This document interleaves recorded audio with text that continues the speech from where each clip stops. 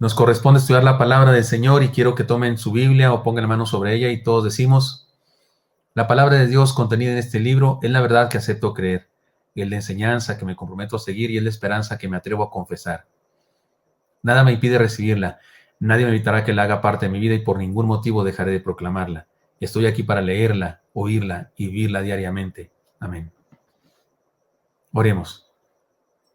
Señor, gracias por tu amor y tu amor mostrado, Señor, en tu palabra que nos promete cosas de parte tuya, que nos guía en la vida, que nos da enseñanza, Señor, para vivir a plenitud, que nos corrige también, que nos redarguye, que nos exhorta. Señor, edifícanos, por favor, perfecciona nuestras vidas por tu palabra.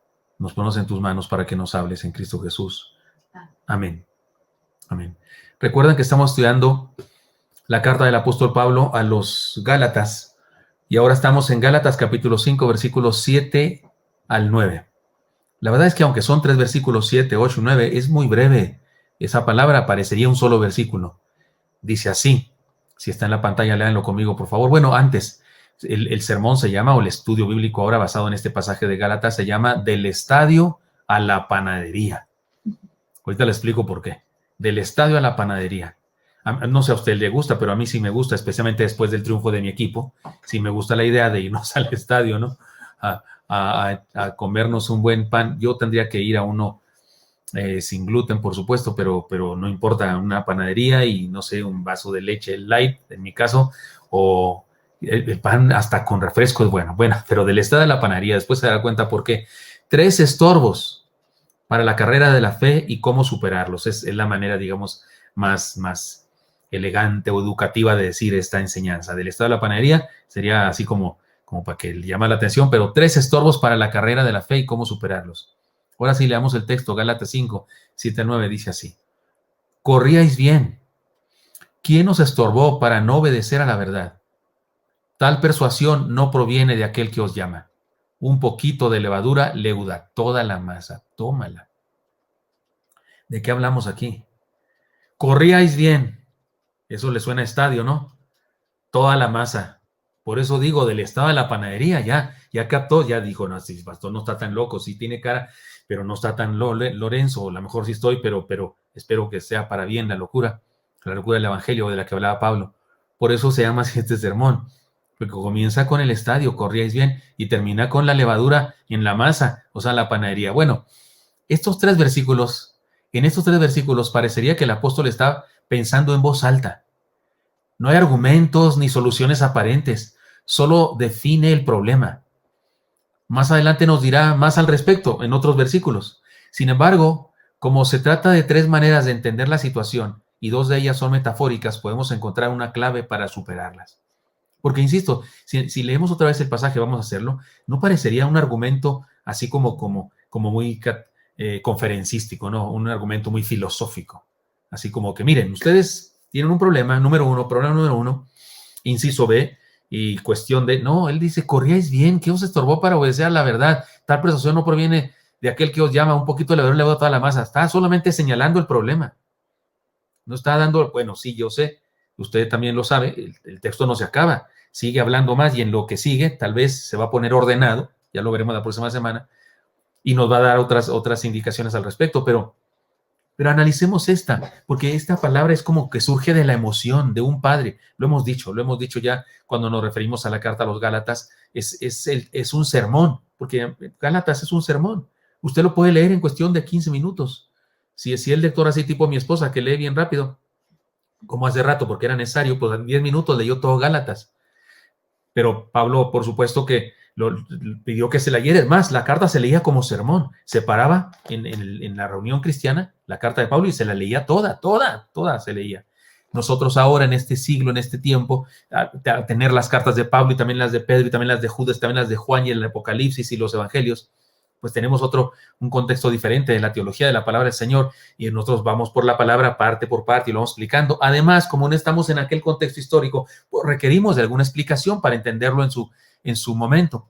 Pero aquí Pablo, esta expresión es así como emoción. ¿Se acuerdan? Está emocionado porque sus hijos sus ovejas, sus hijos espirituales, sus ovejas, sus alumnos, aquellos por los que gastó su vida, entregó su vida para predicarles el evangelio, se andan desviando. Y entonces él expresa así de su emoción, no está haciendo un argumento teológico que pensó durante 3 meses.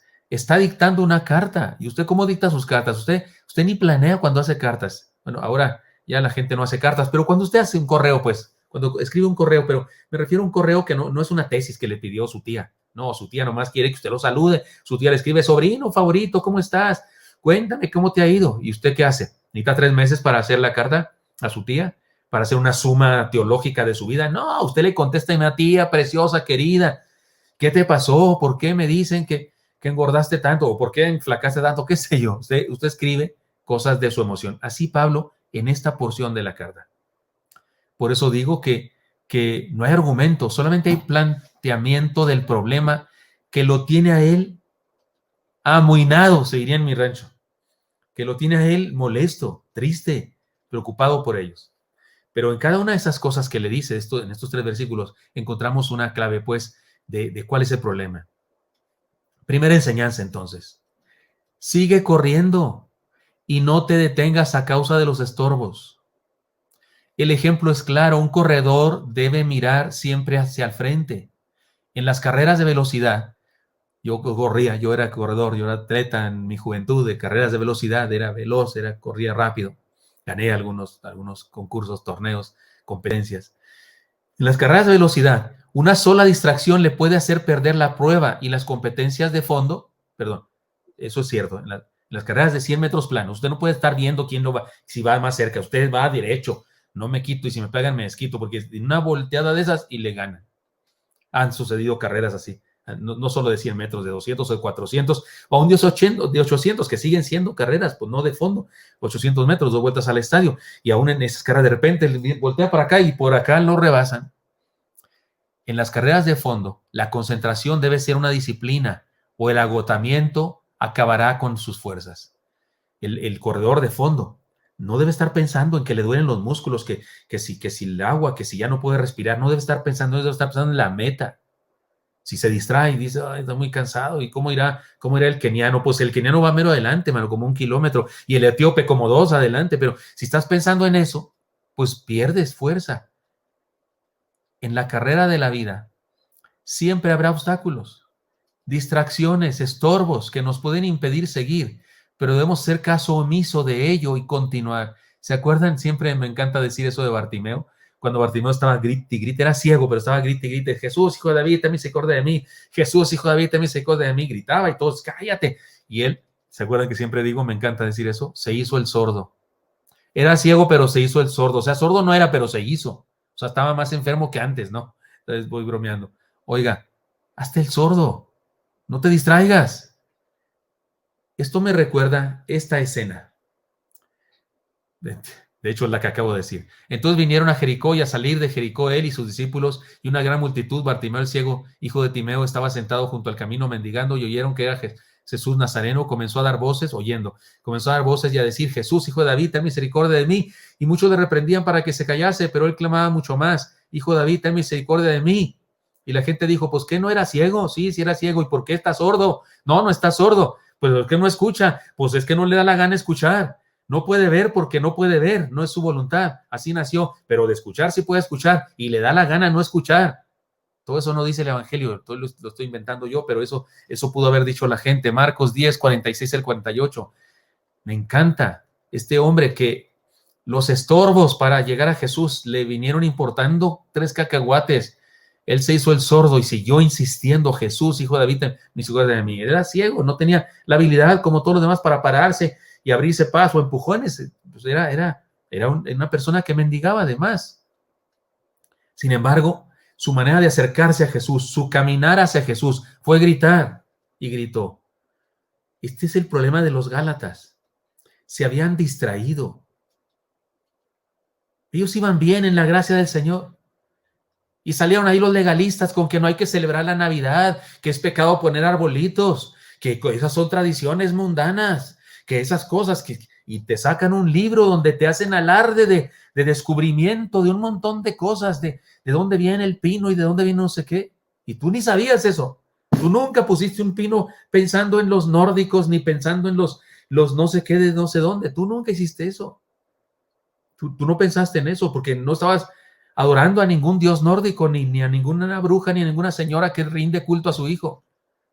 Tú sencillamente ponías un arbolito para recordar lo perenne de la vida que Dios nos vino a traer. Los pinos son los únicos, son de los clases de árboles que no se deshojan. A pesar del invierno, se fortalecen por el invierno, se fortalecen por el rigor de los vientos. No se les caen las hojas como otros árboles, sino que permanecen verdes. De hecho, permanecen verdes. Sacuden la nieve que está encima de ellos y verás, están verdes. Como la fe del cristiano a pesar de las pruebas. Quédate con esa historia, quédate con esa enseñanza. Lo voy a decir durante los sermones de Navidad, pero ya estoy anticipando ahorita. Pero llegaron los legalistas con los de Galacia y empezaron, tienes que circuncidarte, tienes que ir a la sinagoga, tienes que bautizarte con un bautismo triple como los fariseos bautizan. Perdón.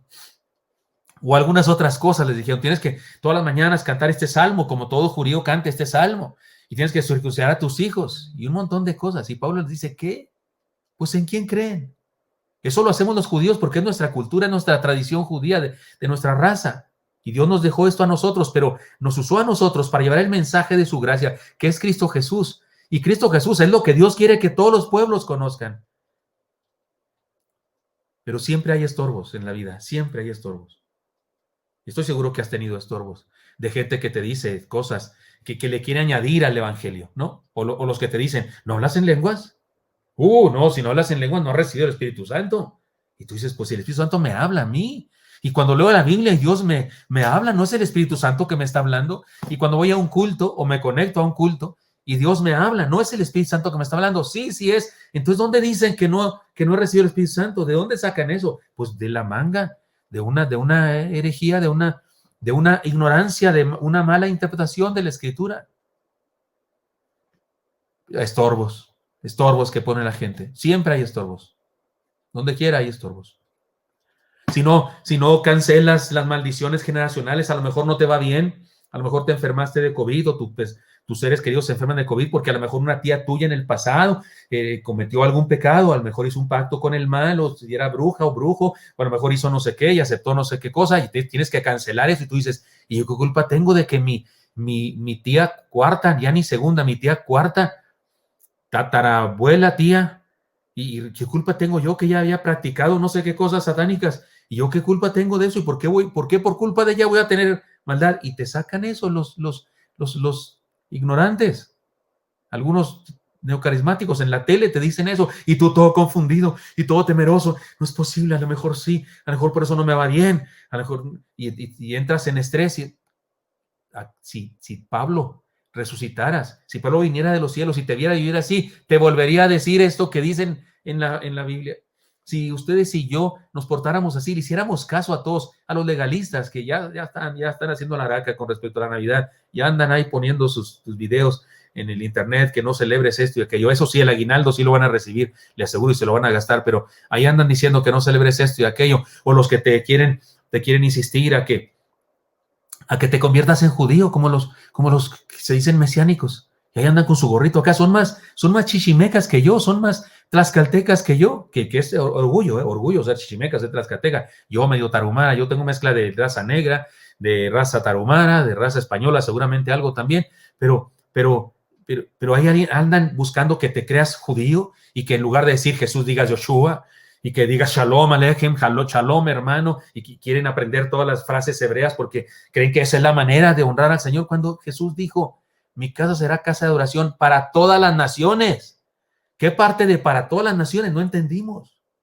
El Señor ama a todos, no solo a los judíos, ama a los taromaras, como mis antepasados, y a los negros, como mis antepasados, porque uno tiene en un solo ser humano y de todas las razas.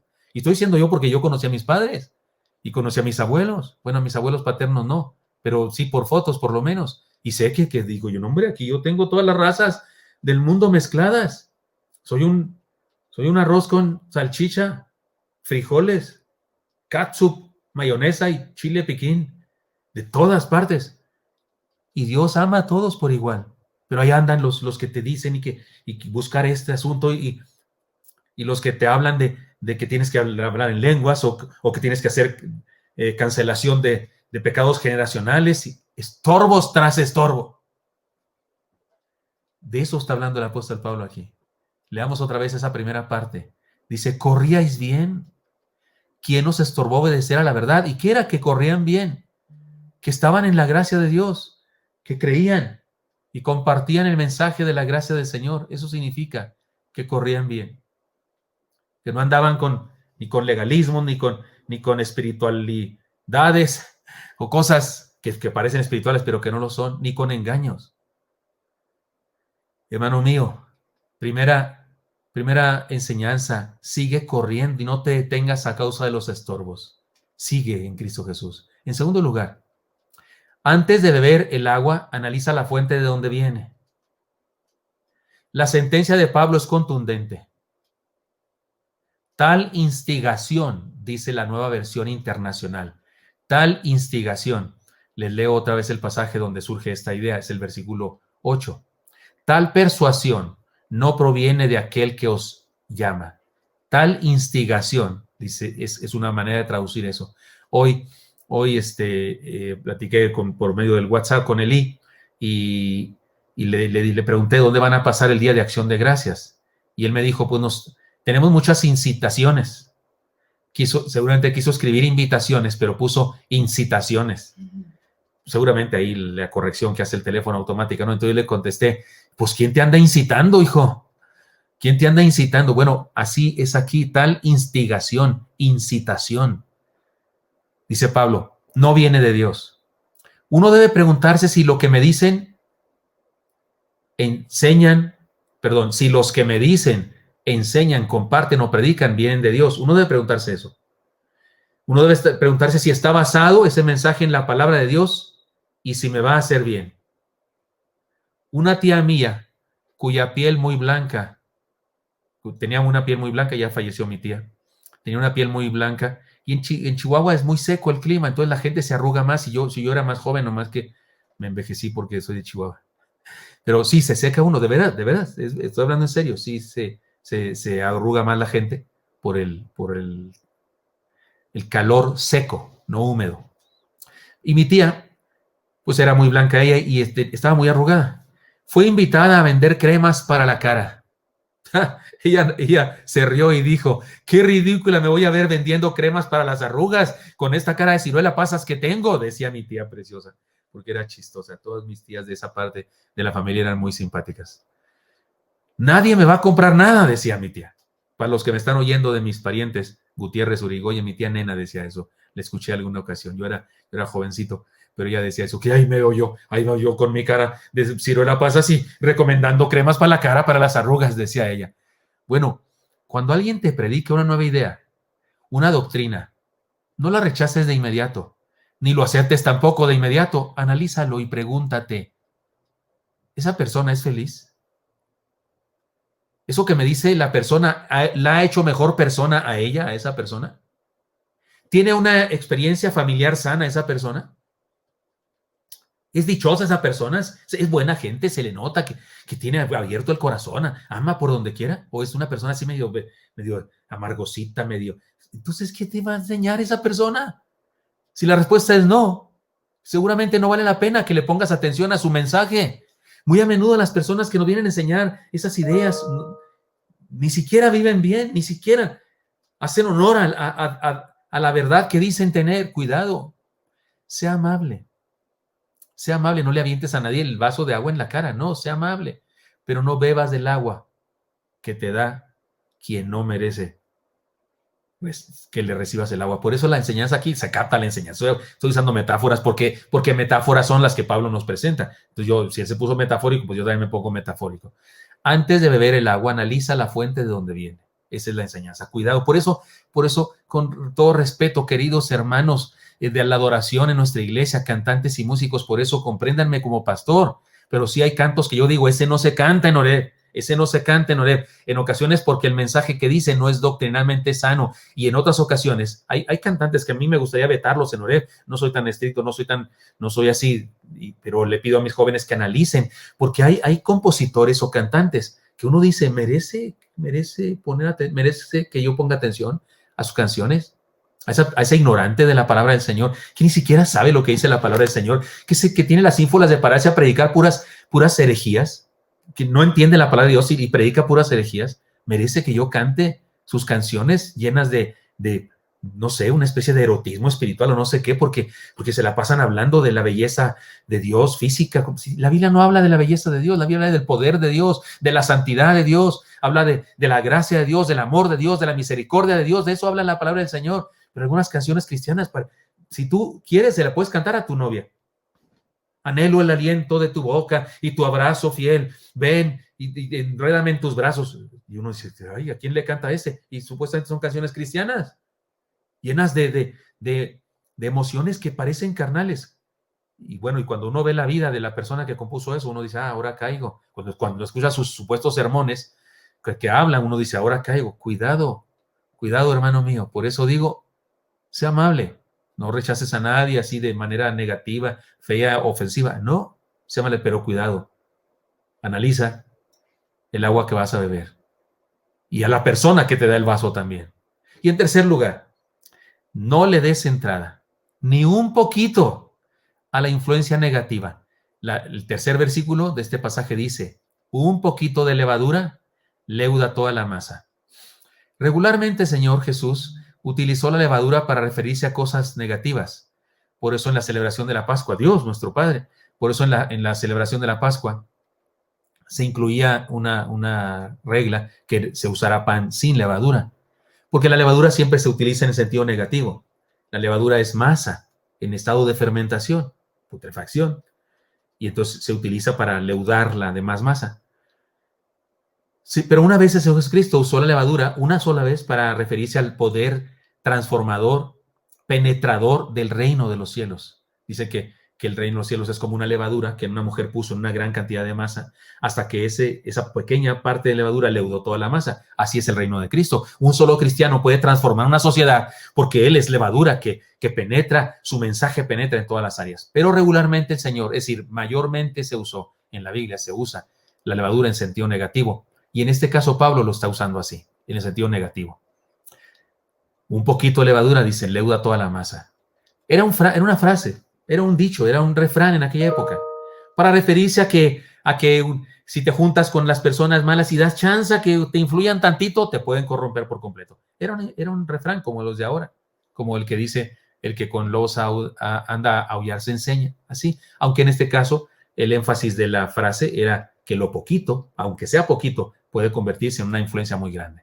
Por eso la enseñanza es, no le des entrada ni un poquito a la influencia negativa. Esta es la metáfora más poderosa de las tres maneras de definir el problema. Porque Pablo está definiendo el mismo problema, el mismito problema. La influencia negativa de los falsos cristianos que estaban corrompiendo el corazón de los Gálatas. Y lo dice de tres maneras, pero esta es la más contundente. La levadura es una sustancia fermentada que en cantidades muy pequeñas se pone en la masa y hace que ésta crezca y su consistencia cambie radicalmente. Su poder penetrador es proverbial. El Señor la usó en la ocasión que les mencioné antes. Leamos el texto. Otra parábola les dijo, el reino de los cielos es semejante a la levadura que tomó una mujer y la escondió en 3 medidas de harina hasta que todo fue leudado. 3 medidas de harina es mucha cantidad de harina y la levadura era muy pequeñita. Una cucharada. Usted sabe, las hermanas que hacen pan con levadura, ya no es el mismo sentido de la levadura el de ahora es diferente, pero ¿cuánto se le pone a una levadura? Usted tiene una olla enorme de masa, de harina, perdón. ¿Y cuánto le pone levadura? ¿La misma cantidad? No, una cucharada o 2 cucharadas si acaso. O sea, lo que se pone levadura es bastante poquito comparado con lo que se quiere leudar. De eso hablaba el Señor en Mateo 13:13. Si tuviéramos que definir lo que significa la metáfora levadura en lo espiritual, sería con esta palabra influencia, pero en este caso influencia negativa. Así que debemos recordar lo que les dijo el Señor a sus discípulos: mirad, guardaos de la levadura de los fariseos y de los saduceos. Jesús dijo eso, guardaos de la levadura de los fariseos y de los saduceos. Y en el momento en que vivimos también siguen existiendo los fariseos y los saduceos. ¿Sabe a quiénes identificaré yo con los fariseos? A los legalistas, a los santurrones, a los que critican a las mujeres que usan pantalón o se peinan o ponen aretes. Esos son fariseos, tienen una interpretación de la palabra del Señor, de la ley de Dios, farisaica. ¿Y sabe cuáles son los saduceos? Los que solo buscan dinero, los promotores del evangelio y la prosperidad. Esos son saduceos, porque los saduceos eran ricos y hacían negocio con la religión. Ellos administraban el templo. Y así es que tenían el sartén por el mango y el mango también. Por causa de ellos es que se vendían cosas alrededor del templo. Aquello que Jesús trastornó, las mesas de los cambistas y demás en el templo, era negocio de los saduceos. Es que saduceos viene siendo eso, me parece, en tiempo moderno. Pablo sabe que la contaminación del legalismo entre sus discípulos puede crecer y convertirse en un problema generalizado, y por eso utiliza este ejemplo. Así como el Señor utilizó el ejemplo y dijo el Señor, mirad, guardaos de la levadura de los fariseos y de los saduceos. Eso lo dijo en Mateo 16:6. Así también el hermano Pablo está usando este ejemplo con sus discípulos. Y en su discurso de Pablo está implícita la solución. No permitan que ni un gramo de levadura entre en su masa. ¿Y qué significa eso? Que ni un grano de levadura entre en su masa, que no permitamos. Yo sé, ahora soy pastor y me aguanto. Aguanto vara, como dicen en mi rancho. Porque yo sé que hay gente que le molesta cuando yo despepito y vocifero contra las herejías. Y hay algunas personas, pastor, es que pastor, ya bájele, pastor, discúlpeme, hable con Dios, dígale a Dios que me regañe y que me exhorte si es que usted cree que estoy en lo incorrecto y que Dios sea el que me diga. Pero yo encuentro por su palabra que yo como pastor debo ser radical en esto. Y perdóneme, ¿por qué? Porque mire, un poquitito. ¿Sabe cómo sucedió? Que usted y yo leemos la historia de la fe y resulta que en los últimos años del siglo I, los cristianos están luchando por crecer y están creciendo, pero están empezando a ser perseguidos, pero siguen creciendo y mientras más cristianos matan, más cristianos nacen. El cristianismo entra al segundo siglo, allá después del año 100, con una iglesia poderosa que combate contra el Imperio Romano, contra los judíos, una iglesia que se defiende.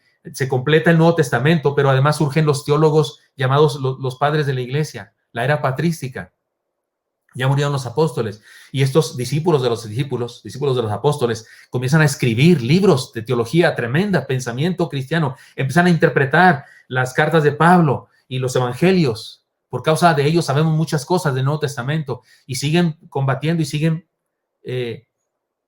creciendo y siendo una iglesia poderosa. ¿Cómo pasó?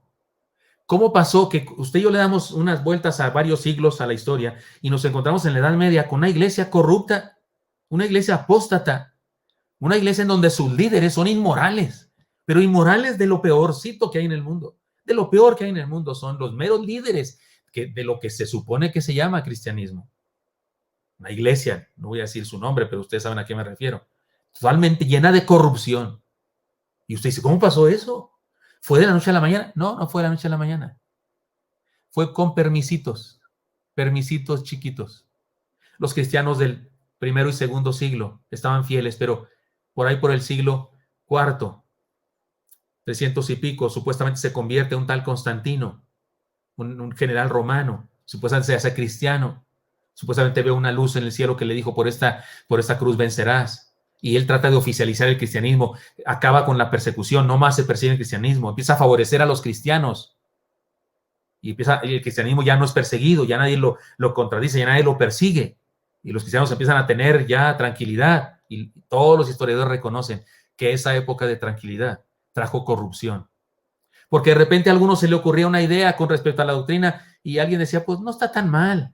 Está medio extraño, pero no está tan mal. No hay que ser legalistas, hermano, no hay que ser sangrones, no hay que ser intolerantes, hay que tolerarnos los unos a los otros. También son cristianos sus hermanos. Sí eran cristianos, pero lo que enseñaron diluyó el cristianismo y la siguiente generación ya no tenía un cristianismo sólido como el anterior.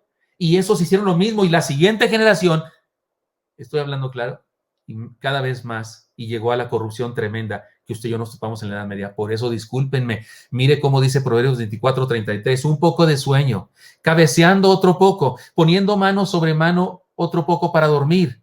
así vendrá como caminante tu necesidad y tu pobreza como hombre armado. Aquí habla de la economía. No te descuidas, te tomas una siesta demasiado larga, te tomas tus vacaciones, te tomas más de un día de descanso y así vas añadiendo a la holgazanería y uno de estos días llega la pobreza y la necesidad y te hace pedazos. Aplíquelo también en lo espiritual. No se necesita mucha levadura para leudar una gran cantidad de masa.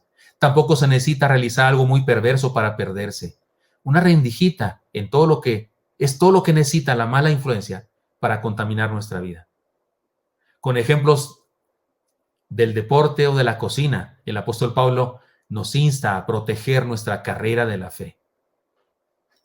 Hay congregaciones en el mundo, algunas de ellas son productoras de música cristiana. Y yo le digo a mis ovejas, a mis jóvenes en la música, cuidado con esas canciones, cuidado con esas iglesias, por favor. No falta quien es más obra, quien piense, pero pastor, algunos por respeto no me dicen, pero pastor, es que no hay que ser tan exagerados, por favor. Se los digo como pastor. Tomen en cuenta esta palabra del apóstol. Un poco de levadura leuda toda la masa. Cuidado con eso. No permitamos que nada ni nadie nos detenga. De eso se trata esta exhortación del apóstol Pablo, que ahora yo la hago mía para todos ustedes. Corríais bien. Yo les diría a ustedes, corremos bien. Que nadie nos estorbe para obedecer a la verdad. Porque si alguien nos convence de una herejía, no viene de Dios. Y cuidado porque un poquitito, una idea por ahí medio torcida, y con eso basta para torcer todo lo demás. Cuidado. Acuérdese de esta enseñanza de hoy, del estadio a la panadería. 3 estorbos para la carrera de la fe y cómo superarlos. ¿Cómo superarlos? Sigue corriendo y no te detengas a causa de los estorbos. Antes de beber el agua, analiza la fuente de donde viene y no le des entrada ni un poquito a la influencia negativa. Señor Santo, te doy gracias porque me das permiso platicar con mis hermanos, compartir esta palabra ahora muy de pastor a ovejas. Señor, por favor, ayúdanos para que seamos Oreb y todas las iglesias que me estén escuchando ahora, para que seamos tu iglesia sana, santa, limpia. Bendícenos a todos, te lo pido en Cristo Jesús. Amén.